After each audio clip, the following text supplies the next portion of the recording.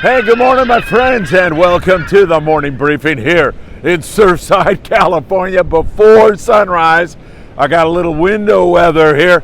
It's still drizzling a little bit, but after the challenge that Sam De La Torre from Island Fishing Tackle in Carson, California laid down last night on our 3.5-hour live show, I wasn't going to miss this for the world. Sam said, "You're a big wuss if you don't go out tomorrow morning." And then I started to hedge on it a little bit, and he goes, "Okay, be a liar. Go ahead. You promised you were going to do the morning briefing from the beach." So here I am, Sam. Here I am, everybody, and it's good to be with you. We've got a lot to talk to you about. Bluefin tuna, we got more information emerging here this morning. I want to talk to you about that. Also, I did my albacore forecast, which you can catch at the very end of tonight's show. Why is the ocean so important to kids? You're going to see Michael Limon at the end of this report. He's going to tell you about a homework assignment I gave him. Great kid, and so happy to be working with him. And we've got Bass Pro Shops doing some special stuff. Day at the docks this weekend, and so much more before it starts raining. Good morning, everybody, and welcome to the morning briefing. A swig of my coffee. A little breezy down here. And also, you can see it's a little roughed up, but that is not supposed to last long. I want to cover weather with you first because it's really important. This front is blowing through now. We're going to have a slight amount of wind behind it, but really, the local scene is going to calm down rapidly here this morning. And offshore, all the way out to Tanner Bank, we are looking good through the weekend. There is a great window weather going on after this little bit of front blows through here this morning. So we'll let that happen, and then it looks good. And the next blow that I see, and it's a long ways off, and then it's a long-range forecast, so the longer they are, the more susceptible they are to error, is Wednesday, a week from today.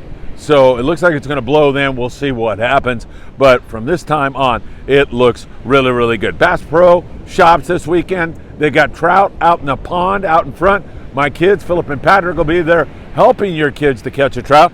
I highly recommend you do that. Day at the docks is Sunday in San Diego. I'll be wandering around there. Can't wait to see you there. And the Bar Hall Show Long Beach, the granddaddy of them all, will be at the Long Beach Convention Center at the end of the month. Once again, the long-range situation remains good. The Red Rooster 3 continues to hammer away at some really nice, great bluefin tuna. They've had fish over 300. They had fish over 200. They've got a lot of that $150 to $180 pound yellowfin tuna. They got a nice shot of wahoo in there also. Things are looking really, really good. By the way, the albacore forecast at the very end of this, a couple of guys, well-known skippers, John Fuqua, Kenny Hess, say, "You are out to lunch again with this albacore nonsense."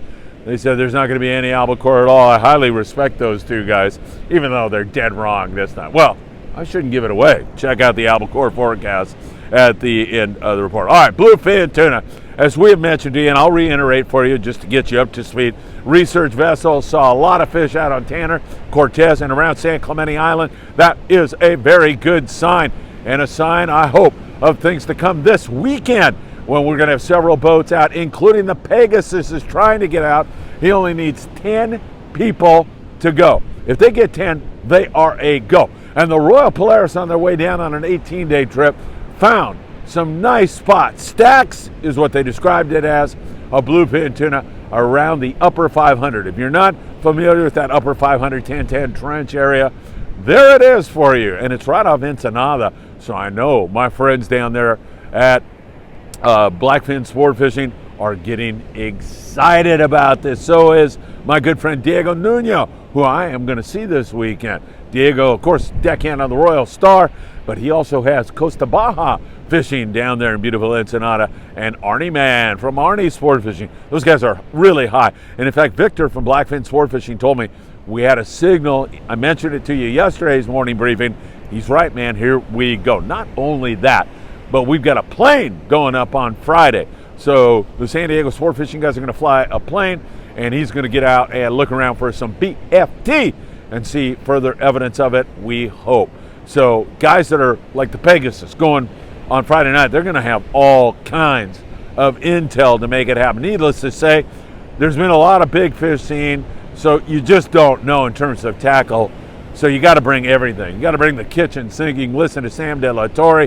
He gives some great advice. But man, I'll tell you right now, you got to have some 130-pound, and then you got to have the lighter stuff in case you run into some smaller BFT that don't want to bite on the heavy. Really exciting stuff going on right now, my friends, as it seems like this weekend could be the kickoff to our bluefin tuna season. So we'll be watching it. We'll be reporting to you here on the morning briefing about that and so much more. Can you believe it?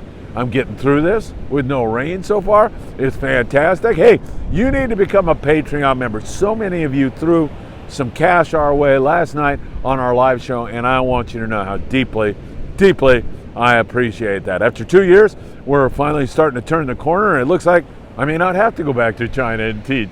I'm enjoying this so much. And for as little as $5 a month, you Patreon members are the heart and soul of Friedman Adventures, because you allow us to produce way more content. $5 a month, become a Patreon member. We're going to have all kinds of side benefits for you as we go along.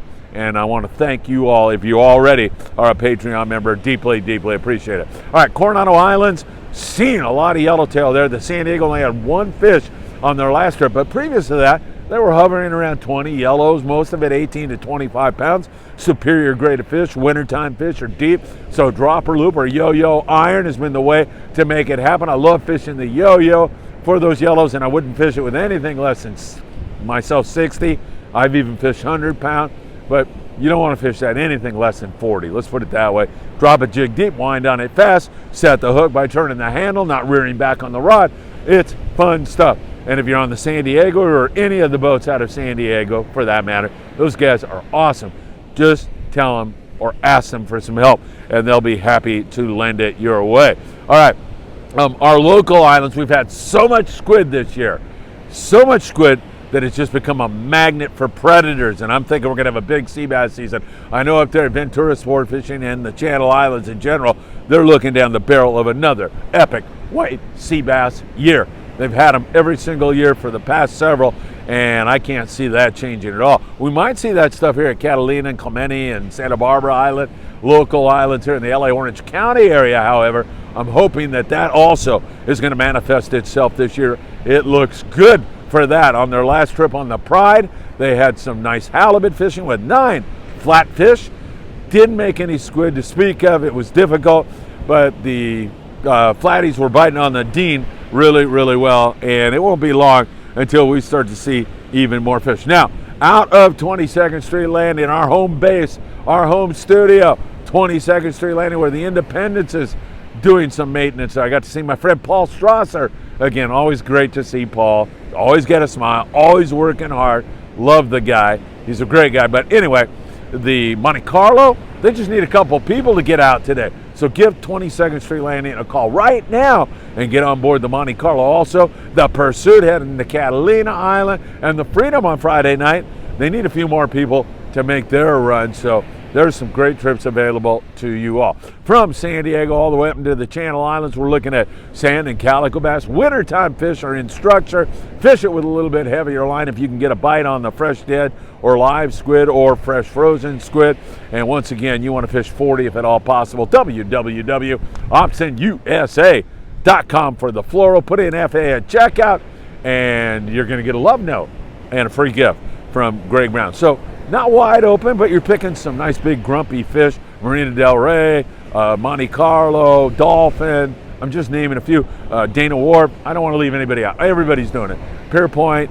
Everybody is fishing that stuff, and they're filling in with whitefish and sculpin and sheep's head right now. Rockfish season opens April the 1st. It's right around the corner, not too long, so that is also looking very, very good for everybody involved. All right, don't go anywhere. I've got my albacore forecast coming up after you get to hear from a young man, Michael Limon, and it's why fishing or access to fishing is so important, because it spurs on learning. It gives kids a healthy environment in which to learn, gets them off their phones. It's so much more. Michael Limon demonstrates that perfectly, and his grandfather, Dan. I mean, great people, blessed to know them all. All right, my best to you, Paul Burbank. Hope you're feeling better. I'm planning on coming out and seeing you in just a few more hours, and you have all my very, very best, as does Eddie Leland and everyone else out there. All right, birds are flocking around here.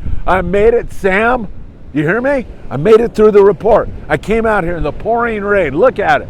It's awful. It's horrible. But I do it for you because I love you so much. Not you, Sam. Yeah, I love you too. I'm just kidding. All right. Hey, anyway, I got to get out of here before the rain does start. Another morning briefing. Don't forget to go back and watch the live show we did last night with Sam De La Torre. Man, that was a long show, and it was a lot of fun, and there was just so much information. And it went on for over 3 hours because we had a steady flow of questions from all of you, and we deeply appreciate it. Smash that like button, subscribe, share these videos with a friend, and become a Patreon member today. Stay tuned for the Albacore forecast and Michael Limon. Thanks again, everybody. I hope to see you really, really soon.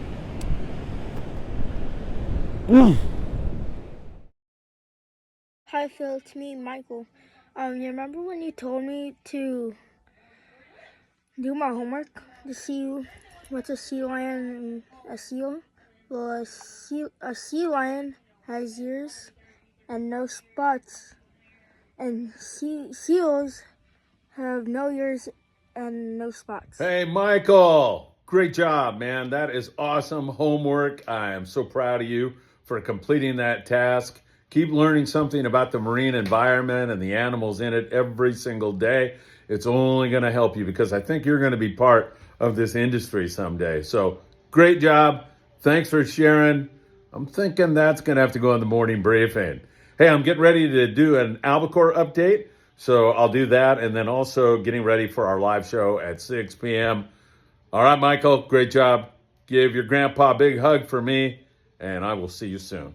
Yeah, everybody, it's Phil Friedman from Friedman Adventures with the way too early Albacore prediction for 2023. All right, for 2 years in a row, we have blown it. No Albacore here in SoCal or Northern Baja, and we predicted that there would be. The last big year, 2008. In 2012, we caught a few hundred Albacore here. And in 22, it looked very similar in terms of conditions. Now, we are in peak cooling right now, when the water temps at its coolest with these atmospheric rivers and everything else.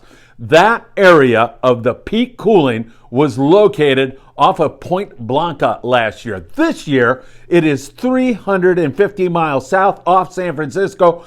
The Albacore that were caught last year were from Point Blanca up to Oregon. That has shifted down 350 miles. That is the cooler water that Albacore like and that they live in. So we're going to watch this very, very closely. We have a strong La Nina pushing that water down south, and it's still moving. So we'll have to see what happens. Despite an El Nino brewing around the equator, we've got that La Nina, and it's very forceful right now. And it's resulting in that push of colder water that the Albacore like coming down into our neck of the woods. Tommy Holland says the last time I saw this much rain was when we caught tons of Albacore. 1969 was a perfect example. Looking very good, but it's very early and things can go sideways in a hurry. We'll keep you informed.